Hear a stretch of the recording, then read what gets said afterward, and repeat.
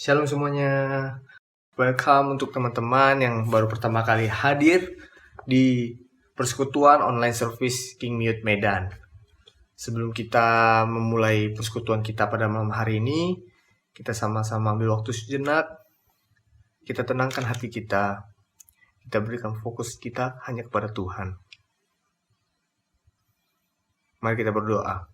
Bapa dalam surga ya Tuhan, kami mengucap syukur pada malam hari ini ya Tuhan.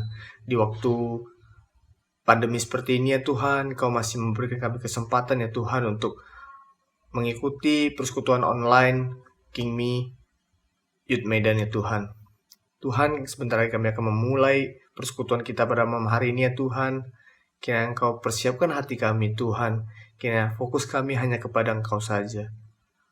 Kami mau serahkan ibadah persekutuan kita pada malam hari ini ya Tuhan, dari awal hingga akhirnya ya Tuhan. Kami berdoa hanya dalam nama anak-Mu Yesus Kristus, Juru Selamat kami yang hidup. Amin.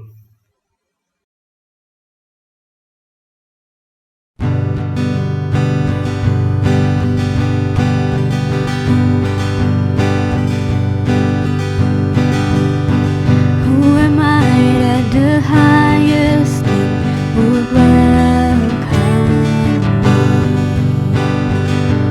I was lost, but He brought me in. Oh, His love for me. Oh, His love for me. Who the Son sets free, oh, is free indeed. I'm a child of God, yes I am. Realize He has ransomed me, His grace runs deep. While I was a slave to sin, Jesus died for me. Yes, He died for me. Who the Son sets free, oh, is free indeed. I'm a child of God, yes I am. In my Father's house, there's a place for me. I'm a child of God, yes I am chosen, not forsaken. I am who You say I am. You are for me, not against me. I am who You say I am. I am chosen, not forsaken. I am who You say I am. You are for me, not against me. I am who You say I am. Who the Son sets free, oh, is free indeed. I'm a child of God, yes I am. In my Father's house, there's a place for me. I'm a child of God, yes I am. In my Father's house, there's a place for me. I'm a child of God, yes I am.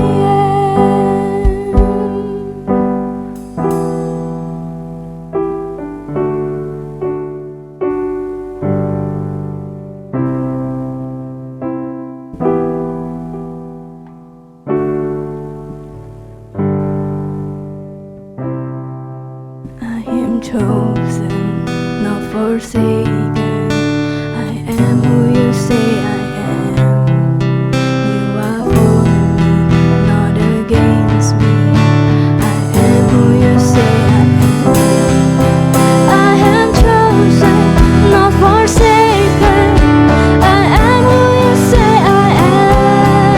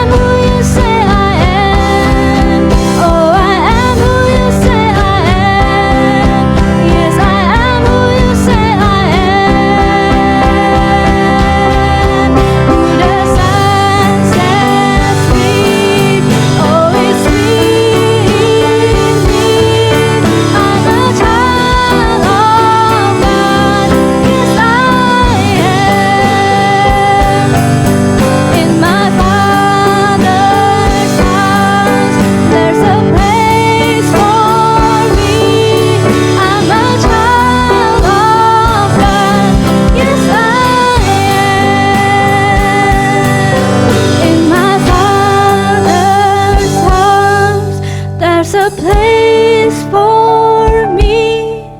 I'm a child of God, yes I am.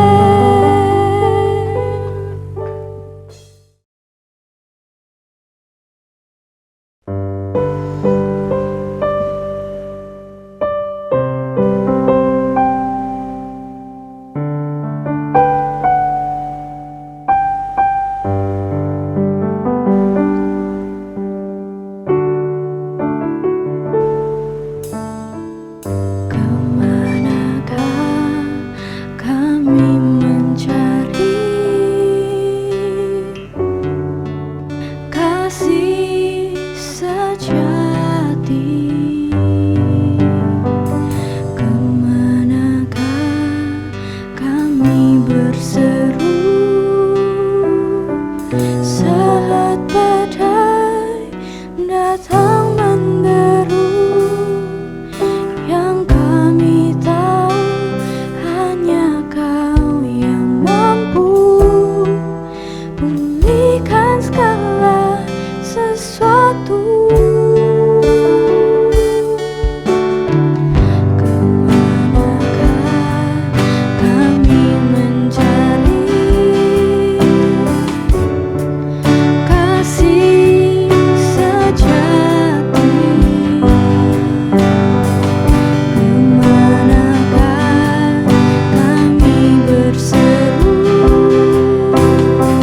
saat badai datang menderu?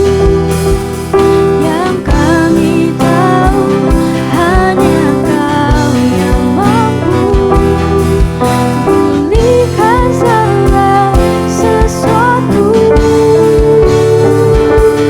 Kami perlukan keajaiban-Mu, kami butuhkan sentuhan tangan-Mu. Kami tak dapat jalan sendiri, kami perlu Kau Tuhan.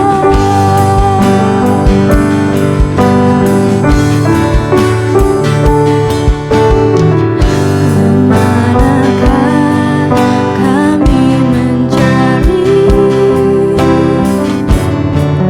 kasih sejati? Kemanakah kami berseru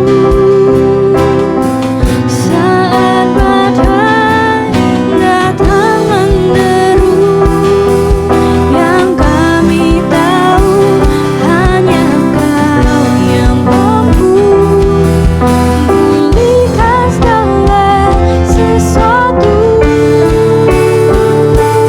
Kami perlukan keajaiban-Mu, kami butuhkan sentuhan tangan-Mu.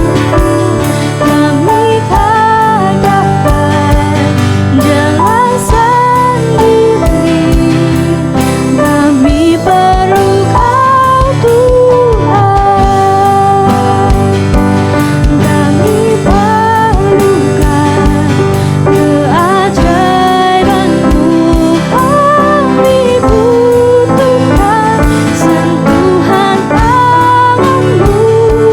Kami tak dapat jalan sendiri, kami perlu Kau Tuhan.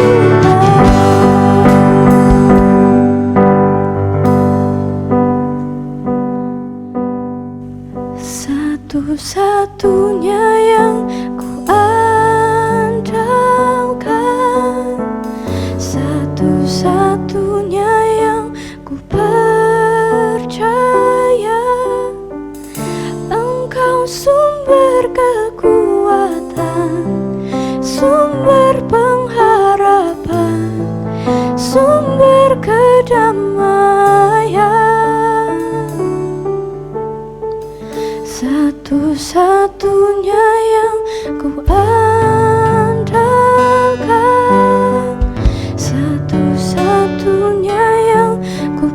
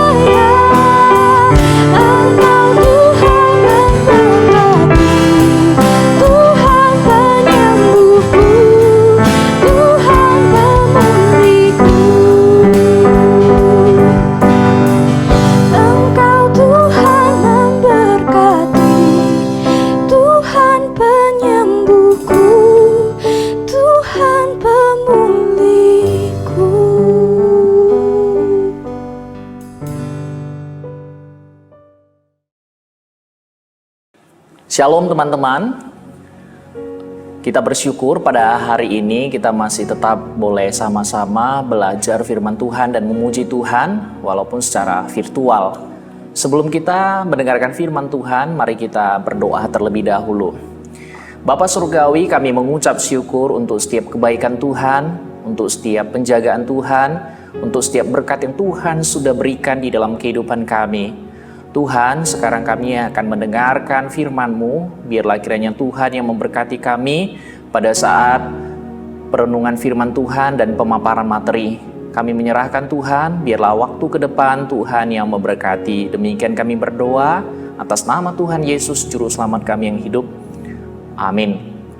Teman-teman, mari kita membuka Alkitab kita. Kita buka bagian firman Tuhan yang akan kita renungkan bersama di dalam Efesus pasal 5 ayat 1 sampai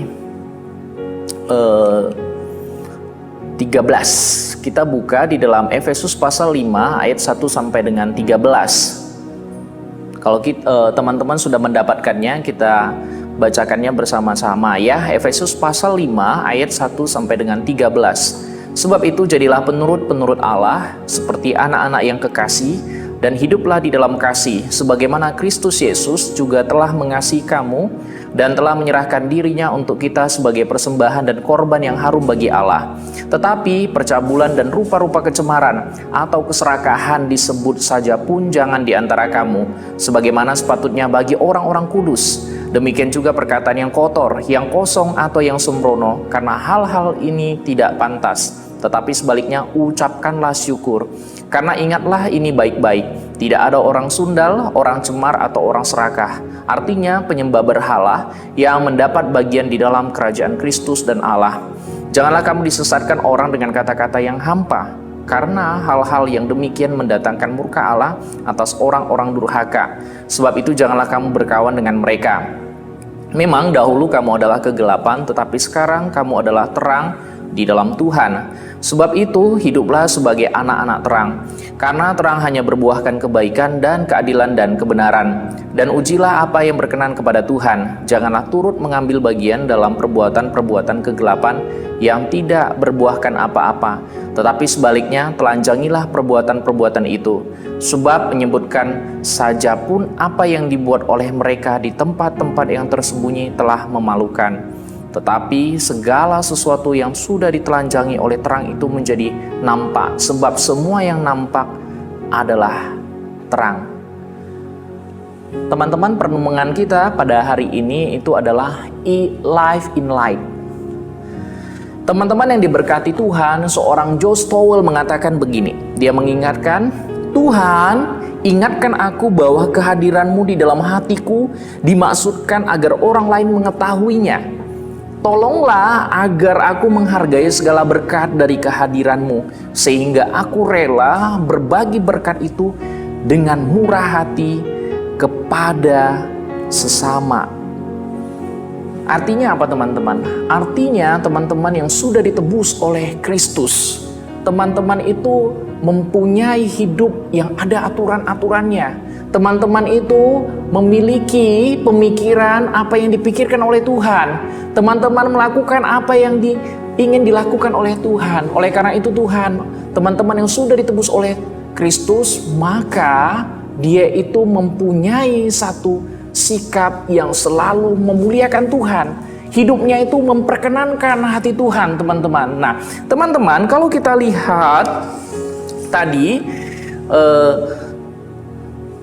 Josh Towell berkata dan mengingatkan itu bahwasanya Tuhan yang ada di dalam hati itu agar orang lain mengetahuinya, agar hidup kita itu selalu dikaitkan dengan Tuhan. Hidup kita itu untuk memuliakan Tuhan. Nah, oleh karena itu teman-teman, kenapa orang yang sudah dibaharui harus hidup memuliakan nama Tuhan? Yang pertama, teman-teman, kalau kita lihat di dalam ayat 1 dan 4. Yang pertama, karena kita adalah orang yang sudah dilayakkan. Nah, seorang Nicholas Wolterstorff juga mengingatkan bahwa menjadi Kristen itu menjadi orang yang masuk ke dalam sukacita. Artinya apa teman-teman? Kita sebagai anak-anak Tuhan harus menampilkan keindahan kehidupan kekristenan sebagai satu undangan yang menarik, yang penuh dengan sukacita. Jadi kita melihat ada unsur tanggung jawab dan juga terus menerus belajar. Tapi kita juga memperlihatkan undangan sehingga mereka boleh melihat keindahan daripada kekristenan. Nah, kita lihat di dalam Efesus pasal 5 ayat 1 sampai dengan yang keempat teman-teman. Sebab itu jadilah penurut-penurut Allah seperti anak-anak yang kekasih, dan hiduplah di dalam kasih sebagaimana Kristus Yesus juga telah mengasihi kamu dan telah menyerahkan dirinya untuk kita sebagai persembahan dan korban yang harum bagi Allah. Tetapi percabulan dan rupa-rupa kecemaran atau keserakahan disebut saja pun jangan di antara kamu sebagaimana sepatutnya bagi orang-orang kudus. Demikian juga perkataan yang kotor, yang kosong atau yang sembrono, karena hal-hal ini tidak pantas, tetapi sebaliknya ucapkanlah syukur. Teman-teman, kata sepatutnya memiliki makna layak, selayaknya. Jadi engkau ketika sudah ditebus oleh Kristus, engkau memang selayaknya hidup kudus. Hidupmu itu selayaknya memang untuk menjadi berkat bagi orang lain. Hidupmu itu yang terutama itu untuk menyenangkan hati Tuhan. Hidupmu itu selalu memikirkan dan memang engkau layak demikian. Karena Tuhan sudah menguduskan engkau. Makanya kita harus terus menerus untuk belajar hidup kudus. Nah, teman-teman yang diberkati Tuhan, ternyata Efesus ini berkaitan dengan pengudusan. Efesus ini adalah kota yang penuh dengan penyembahan berhala. Nah, kalau kita baca di dalam Kisah Para Rasul ayat 17 sampai dengan 18, itu dilihat dari satu kuil yang mereka sembah. Di dalam kuil itu ada satu dewi. Nama dewi itu adalah Dewi Artemis atau Dewi Diana.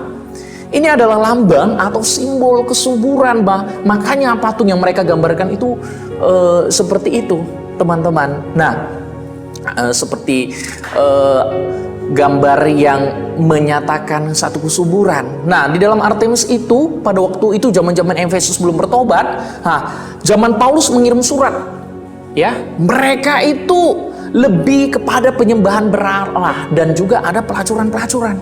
Menurut penelitian lebih kurang ada 10.000 orang wanita yang melayani di sana.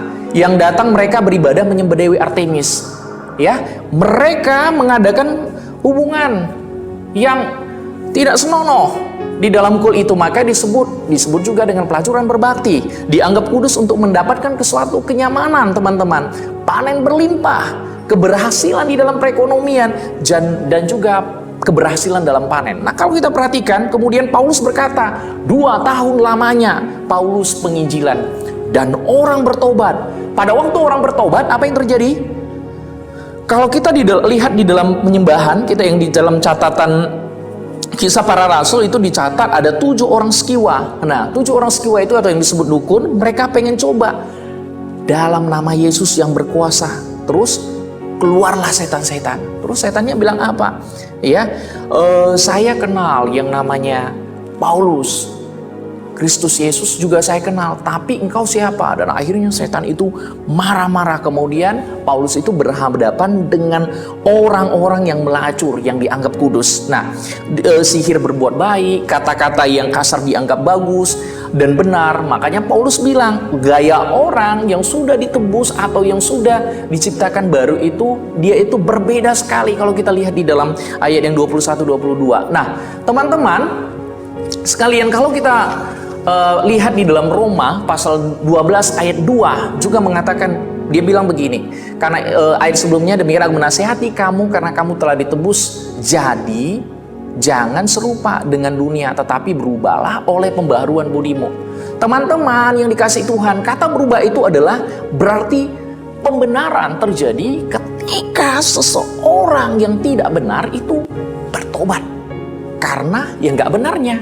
Nah, oleh karena itu kita lihat orang Kristen, anak-anak Tuhan, pengikut Kristus menyadari dulu kita itu adalah sesat. Melihat kasih Tuhan itu kagum dan anugerah Tuhan yang melimpah dan mengakui Tuhan sebagai juru selamat. Tetapi setelah mengikut kebenaran ini, berlaku itu hanya satu kali untuk seumur hidup. Nah, pertobatan itu tidak banyak-banyak kali teman-teman, ya, satu kali. Nah, undang Tuhan Yesus masuk ke dalam hati kita, dan waktu kita belajar membaca firman Tuhan, sekali diselamatkan, tetap diselamatkan. Tidak ada yang bisa memisahkan kita dari kasih Kristus. Oleh karena itu teman-teman, pengudusan itu berlaku seumur hidup, ya. Jadi tiap hari hidup kita itu kudus, tiap hari hidup kita itu untuk melayani Tuhan dan untuk memuliakan nama Tuhan. Teman-teman, di masa-masa pandemi ini satu kali ada seorang bapak, ya, yang selama COVID-19 ini, ya, itu kan berubah kebiasaan yang biasanya dari offline sekarang menjadi online. Nah, itu juga berubah cara duduk kita, cara berpakaian kita, cara kita mendengarkan, atau cara kita sopan santun kita, ya, menghargai daripada kebaktian. Dan bapak ini mau beribadah secara online itu bagaimana? Yang pertama itu dia mempersiapkan dirinya. Dia memakai pakaian yang sangat rapi. Benar-benar dia seperti sedang duduk di dalam rumah Tuhan, di dalam gereja, duduk dengan sopan. Nah, keluarga yang melihat bapak ini, ya, wah, mereka melihat ada yang sangat beda dari bapak ini. Dan kemudian keluarga yang ada di rumah melihat, dan mereka pengen belajar mengapa bisa, ya, mengapa ada seorang sosok yang bisa menghormati. Dan perlahan-lahan keluarganya yang biasanya sekalian online bisa jalan sana jalan sini, atau yang si istri bisa sekalian masak dengarkan firman Tuhan, sekarang mereka benar-benar mempersiapkan, menyediakan satu waktu dengan cara berpakaiannya, cara duduknya, dan juga cara mendengarkannya itu benar mereka seperti ada di dalam gereja. Nah, inilah teman-teman, dimulai dengan satu hal yang menghormati, yang benar-benar untuk selalu menyadari Tuhan kita itu adalah Tuhan yang berkuasa. Tuhan kita ini memiliki satu hal yang bisa mengingatkan kita. Dan teman-teman, di sini kita, orang yang sudah mengenal Tuhan, dia itu tahu bagaimana menghormati Tuhan, bagaimana dia harus benar-benar hidup untuk Tuhan. Nah, seperti bapak tadi, dia merubah bagaimana cara pandang di dalam keluarganya. Teman-teman, orang yang sudah dikuduskan itu, sekali lagi, itu mengerti bahwa Yesus yang nyata mati di kayu salib itu berkorban bagi setiap kita. Maka semua yang dilakukan untuk memuliakan nama Tuhan. Kenapa orang yang sudah dibaharui oleh Tuhan, orang yang sudah ditebus oleh Tuhan, harus memuliakan Tuhan? Ini yang kedua teman-teman. Kalau kita lihat di dalam ayat yang pasal yang Kolose 4 ayat 5-13 tadi, ya, kita melihat di dalam Efesus pasal 5 ayat 5-13, kita akan lihat yang kedua, karena kita sudah menjadi anak-anak terang. Jadi setelah kita dilayakkan oleh Tuhan, maka yang kedua ini adalah kita itu sudah menjadi anak-anak terang. Kita lihat ada seorang ada satu kutipan, ya, bunyinya seperti ini teman-teman. Yang namanya anak Tuhan akan selalu belajar firman Tuhan, karena sekarang hidupnya ingin memuliakan Tuhan. Artinya apa? Artinya ketika kita menjadi anak-anak Tuhan, kita itu berubah di dalam perkataan, berubah di dalam tingkah laku, berubah di dalam emosi kita, dan hidup kita itu selalu mengingat Tuhan di dalam kehidupan kita, sehingga semua hidup ini memperkenankan hati Tuhan. Kita lihat di dalam Efesus pasal 5 ayat 5-13 sekali lagi. Karena ingatlah ini baik-baik, tidak ada orang sundal, orang cemar, atau orang serakah. Artinya penyembahan berhala yang mendapat bagian di dalam kerajaan Kristus dan Allah. Janganlah kamu disesatkan orang dengan kata-kata yang hampa, karena hal-hal yang demikian mendatangkan murka Allah atas orang-orang durhaka. Sebab itu janganlah kamu berkawan dengan mereka. Memang dahulu kamu adalah kegelapan, tetapi sekarang kamu adalah terang di dalam Tuhan. Sebab itu hiduplah sebagai anak-anak terang, karena terang hanya berbuahkan kebaikan dan keadilan dan kebenaran, dan ujilah apa yang berkenan kepada Tuhan. Janganlah turut mengambil bagian dalam perbuatan-perbuatan kegelapan yang tidak berbuahkan apa-apa, tetapi sebaliknya telanjangilah perbuatan-perbuatan itu, sebab menyebutkan saja pun apa yang dibuat oleh mereka di tempat-tempat yang tersembunyi telah memalukan. Tetapi segala sesuatu yang ditelanjangi oleh terang itu menjadi nampak, sebab semua yang nampak adalah terang. Perhatikan teman-teman kata mendatangkan di sana, yaitu memiliki makna yang menyebabkan. Di sini kita bisa melihat bahwa Allah kita adalah Allah yang membenci dosa. Waktu kita lihat kisah para rasul, teman-teman, di jemaat Efesus mendapati hal yang sama juga, ya, dengan dosa mereka. Waktu orang-orang melakukan sihir, tujuannya itu untuk nipu orang. Nah, kata dusta itu kata-kata yang juga kotor, bahkan menghujat Tuhan. Kata kerja, orang-orang itu kemudian bertobat. Di Kristen itu berkaitan dengan kata-kata kotor yang menghina Tuhan, bahkan tetapi juga melakukan penipuan. Nah, perhatikan dengan cara mudah mereka melakukan sihir. Nah, Paulus itu menyoroti ini, teman-teman. Ya, teman-teman yang dikasih Tuhan, jangan jadi batu sandungan berkaitan dengan kata hidup. Maka Paulus mengatakan yang di ayat ke-19, karena terang hanya berbuahkan kebaikan dan keadilan dan kebenaran. Kenapa Paulus menyoroti hal-hal ini? Kenapa, teman-teman? Supaya fokusnya itu untuk siapa? Untuk Tuhan. Supaya apa yang kita pikirkan untuk apa?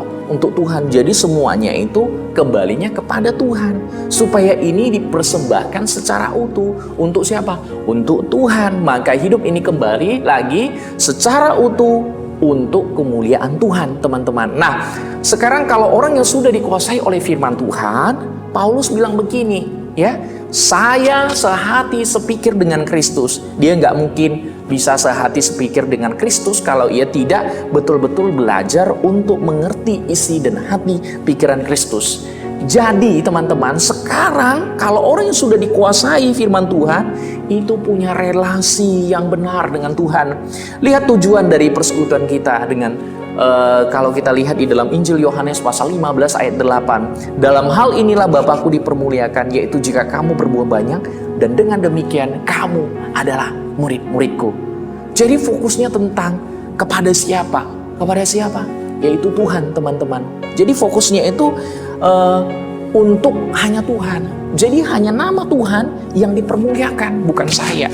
Nah, itu kemudian yang terus mengalir dalam hidup kita, maka otomatis kita akan hidup selalu untuk apa? Menjaga kekudusan diri, yang ujung-ujung fokusnya untuk Tuhan saja. Nah, satu hari teman-teman, ada seorang yang bernama Ruth Graham. Nah, istri penginjil Bill Graham menjelaskan mengapa ia menjadi pembelajar kitab suci seumur hidup. Dibesarkan di Cina, ya. Dia melihat orang tuanya yang seorang misionaris mempelajari firman Allah. Dia bilang begini, setiap pagi di saat aku turun tangga untuk makan pagi, ayahku seorang ahli bedah dan misionaris yang sibuk duduk sambil membacakan Alkitabnya. Apapun yang bisa menarik perhatian orang-orang yang paling kukagumi dan yang kukasihi, ya, pikirku pasti sesuatu yang layak untuk diteliti. Nah, sejak saat itulah teman-teman, Ruth ini mulai membaca Alkitab, dan dia memiliki satu komitmen untuk terus-menerus membaca Alkitab. Karena dimulai dari apa? Dari dia melihat ada sosok yang memuliakan nama Tuhan. Jadi hidup kita itu, teman-teman, ketika kita sudah percaya Tuhan, hidup kita itu berubah untuk selalu memperkenankan Tuhan, memuliakan nama Tuhan. Fokus kita, tujuannya untuk Tuhan. Jadi waktu kita hidup kita itu bisa memberikan contoh, yaitu untuk memuliakan nama Tuhan. Dan kita belajar, teman-teman yang terkasih dalam Kristus, bahwa ketika kita sudah menjadi anak-anak terang, itu menunjukkan, ya, terus kita untuk selalu berdoa, membaca firman-Nya dengan tekun, ya, untuk supaya apa? Supaya kita bisa lebih peka. Jadi makanya kenapa di gereja itu ada PA, ya, ada dari Departemen Pendidikan itu memberikan pembacaan Alkitab, supaya apa? Supaya kita bisa peka terhadap suara Tuhan, ya. Nah, dan memberikan pengaruh, membawa orang-orang kembali kepada Tuhan. Nah, teman-teman yang terkasih dalam Kristus, mungkin saat ini kita sedang mengalami masalah. pada masa-masa yang sulit ini, masa-masa di mana masa sulit ini mengambil keputusan atau masa-masa yang dalam hal dilematis ya dalam kehidupan kita, baik dalam pekerjaan, di dalam studi kalau kita sedang studi, atau dalam hal yang kemudian membuat kita kurang nyaman ya. Nah, tetapi pada hari ini kita belajar kembali bahwa sekalipun kita menghadapi hal-hal yang sulit di masa-masa pandemi ini, sebenarnya adalah masa-masa kita di mana terus diuji. Apakah kita sungguh-sungguh sudah benar-benar memuliakan Tuhan, sehingga ketika kita dipuaskan oleh Tuhan, di mana hati kita benar-benar menyadari Dialah segala-galanya, ya. Disitulah kita belajar sebagai anak-anak terang, Dia dimuliakan. Dan disinilah ada kesempatan di mana kita diuji kembali, teman-teman. Jadi sekarang, kalau anak-anak terang itu selalu dikuasai oleh Tuhan, dia punya relasi yang benar dengan Tuhan.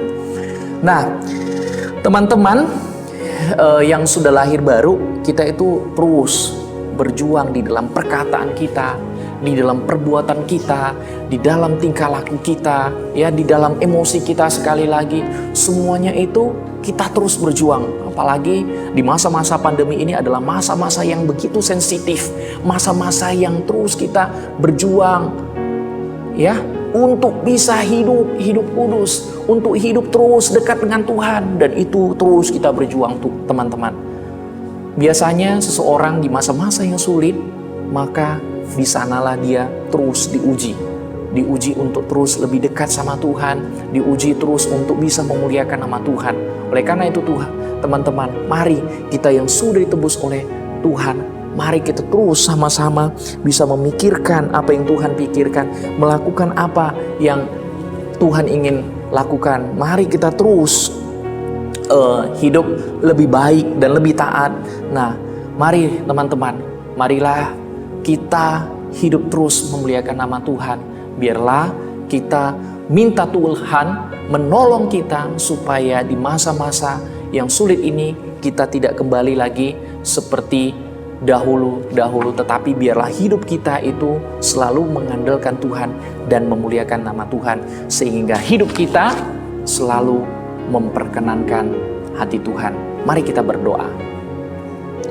Bapa Surgawi, terima kasih untuk perenungan pada malam hari ini dan materi pada malam hari ini.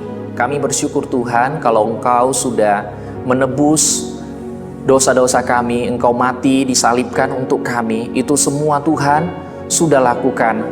Dan biarlah kiranya Tuhan kami melakukan bagian kami, yaitu selalu memuliakan nama Tuhan. Biarlah Tuhan pada masa-masa yang sulit ini, biarlah kami itu bisa menjadi anak-anak terang yang bercahaya, yang memberikan pengaruh bahwa kami hidup punya tujuan, yaitu fokusnya untuk memuliakan Engkau Tuhan. Oleh karena itu Tuhan, kami memerlukan Engkau Tuhan. Biarlah kiranya Allah Roh Kudus menolong kami, biarlah Allah Roh Kudus hadir di tengah-tengah kami ketika hidup kami sudah mulai memikirkan tentang diri kami.